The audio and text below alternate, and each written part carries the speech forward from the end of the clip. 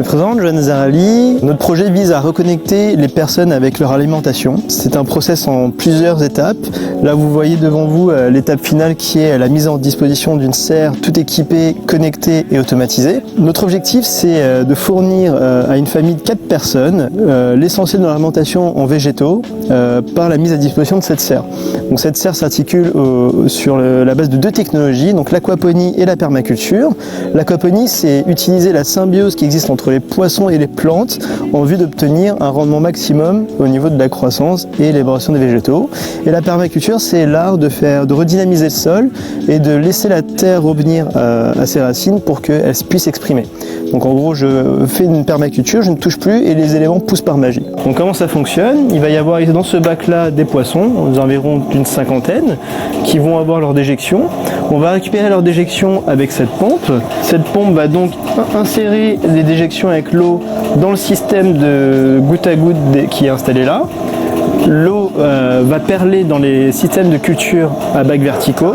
Les plantes qui sont dans les bacs de culture vont réceptionner ces déjections, les digérer et ça va permettre aux nutriments de circuler et d'alimenter les plantes qui vont ainsi pousser plus rapidement. C'est de l'engrais naturel. L'eau va ainsi perler et va être nettoyée par les racines des plantes.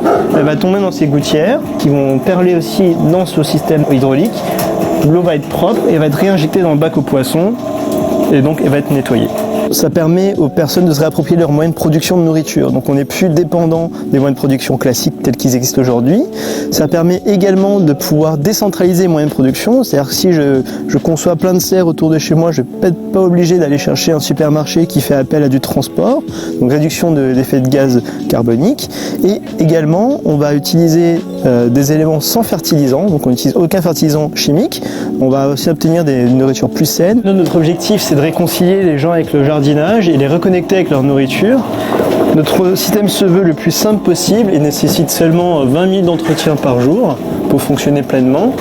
Là par exemple j'accroche un bac de culture verticale et ça permet lorsque par exemple il est plein de légumes de pouvoir le décrocher et travailler sur une table de manière plus agréable qu'être courbé par terre sur un bac à légumes classique. Vous pouvez venir nous voir et puis on peut vous fournir des solutions clés en main de ce qu'on a mis en production ici. Autre solution, vous pouvez prendre la liste des producteurs et des fournisseurs à qui on a fait appel et monter ça vous-même sans aucune limitation. Ici au niveau du POC 21, on est dans des projets open source. Donc à l'issue de cet événement, on va mettre à disposition l'ensemble des éléments qu'on a acquis et mis en production ici. L'élément ici coûte 5 000 € au niveau du prototype présenté. On n'a pas encore une vision finale du produit tel qu'il sera commercialisable au niveau du public. C'est encore en discussion. En tout cas, on cherche aujourd'hui des bêta-testeurs de cette solution-là. Au bout de 3 ans, vous avez rentabilisé votre investissement. C'est qu'au bout de 3 ans, les 5 000 € qui équivalent à peu près au budget moyen d'une famille sur 3 ans sera remboursé.